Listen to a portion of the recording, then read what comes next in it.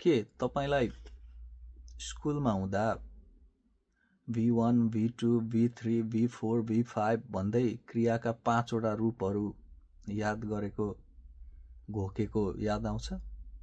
मलाई त धेरै नै याद आउँछ। तर त्यति बेला के भयो भने हामीले थुप्रै क्रियाहरूका V1, V2, V3, V4, V5 जस्तो eat, ate, eaten, eating, eats यसरी 5 वटा रूपहरू याद गर्यौं हैन? तर हामीलाई कसैले पनि त्यति बेला बी भर्बको चाहिँ रूपहरू याद गराएनन्। आज म तपाईहरुलाई बी भर्बका रूपहरू, तिनीहरूको अर्थ र तिनीहरूलाई कसरी प्रयोग गर्ने भन्ने कुरा बुझाउन जाँदैछु। नमस्ते, म तपाईहरुकै अंग्रेजी मास्टर अर्जुन पौडेल। सुरु गरौं। पहिला सुरुमा टु बी चाहिँ नेपाली यसको अनुवाद गर्दाखेरि हुनु भन्ने अर्थ लाग्छ। तर हुनुलाई पनि नेपालीमा चाहिँ रूप चलाउँदाखेरि मसँग चाहिँ छु, छौं, हामीसँग छौं यस्तो खालको छ तिर पनि जान्छ। त्यही भएर यसलाई नेपालीमा हो अथवा छ भन्न सकिन्छ। अंग्रेजीमा चाहिँ बी ले मात्र नै काम गर्छ, एउटै भर्ब हुन्छ हैन।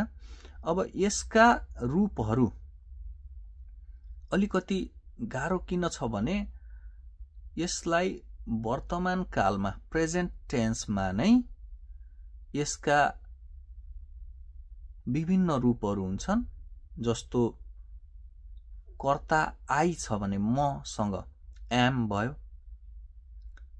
कर्ता तिमी तपाई यु छ भने त्योसँग आर भयो, र कर्ता तृतीय पुरुष एक वचन छ भने थर्ड पर्सन सिंगुलर छ भने इज भयो।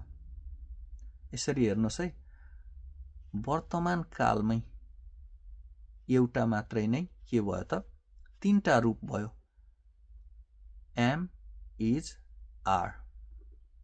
अब यसको पास्ट भूतकालमा was, were दुईटा भयो। सिंगुलर को लागि was, प्लुरल को लागि were है।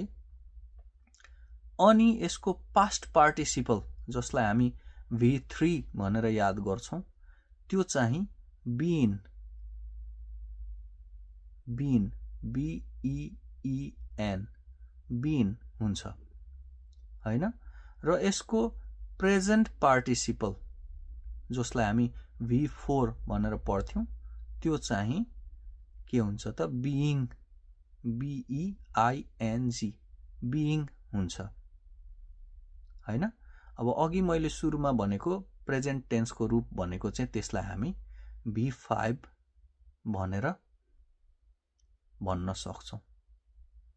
यसरी बी भर्ब चाहिँ हामीलाई अत्यन्तै काम लाग्ने भर्ब हो। बी भर्ब हामी पछि एक्टिभ भोइस, प्यासिभ भोइसको कुरा गर्दा बी भर्बको प्रयोग गरेर गर्ने गर्दछौं। र कुनै चीज वस्तुहरूको अवस्था बताउँदाखेरि, कसैको पेशा बताउँदाखेरि बी भर्बको प्रयोग गरिन्छ। जस्तै म शिक्षक हुँ, I am a teacher, यो मेरो अवस्था हो, म आफ्नो पेशाको जानकारी दिँदैछु। त्यही भएर यो I am a teacher, यहाँ मैले बी भर्ब लगाएँ। त्यो am भन्ने शब्द जुन छ त्यो के हो त बी भर्बको रूप हो। त्यस्तै गरी the weather is cold, मौसम चिसो छ, मौसमको अवस्था हो। त्यो अवस्था जनाउनलाई मैले इज प्रयोग गरेँ, जुन चाहिँ फेरि पनि के हो त बी भर्बकै एउटा रूप हो। We are in trouble, हामी समस्यामा छौं। We are in trouble, यहाँनिर यो आर के हो त फेरि पनि एउटा बी भर्बकै रूप हो। त्यस्तै गरी पास्ट पार्टिसिपल लगाएर पनि बनाउन सकिन्छ बी भर्बको past participle. He has been to London. ऊ लन्डन गएको छ, उसँग लन्डन गएको अनुभव छ। been यसरी। It has been a long day. तपाईं यदि काममा चाहिँ धेरै गाह्रो भयो, थकित हुनुभयो, काममा स्ट्रेस भयो भने it has been a long day अथवा it's been a long day यसरी भन्न सक्नुहुन्छ।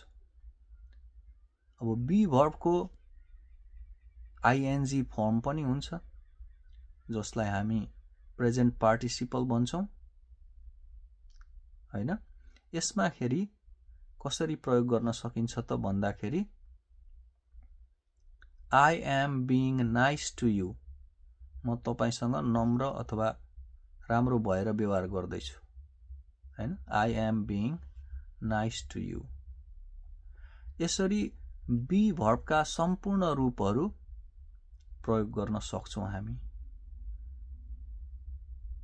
अब यो बी भर्ब थाहा पाइसकेपछि तपाईहरुलाई अन्य कुराहरू सिक्नलाई पनि सजिलो हुनेछ। त्यसैले याद गर्नुस् बी भर्ब को म तपाईहरुलाई हाम्रो पुरानो स्कुले जीवनमा पढे जसरी नै बताइदिन्छु। बी भर्ब को V1 बी भयो, V2 was were दुईटा हुन्छ, त्यस्तै V3 been, V4 being र V5 चाहिँ am is are। यसरी हामीले बी भर्ब को बारेमा आज सिक्यौं। यतिन्जेलसम्म भिडियो हेरिदिनु भएकोमा तपाईलाई धेरै धेरै धन्यवाद। च्यानल सब्स्क्राइब गरेर सहयोग गर्नु भएकोमा फेरि पनि धन्यवाद दिन्छु। यदि त्यो तपाईलाई यो भिडियो उपयोगी लागेमा आफ्ना साथी सर्कलहरुमा शेयर गर्न नबिर्सनु होला, लाइक कमेन्ट गर्न नबिर्सनु होला। अर्को भिडियोमा फेरि भेट्ने छु। अहिलेलाई बिदा दिनुहोस्। नमस्ते।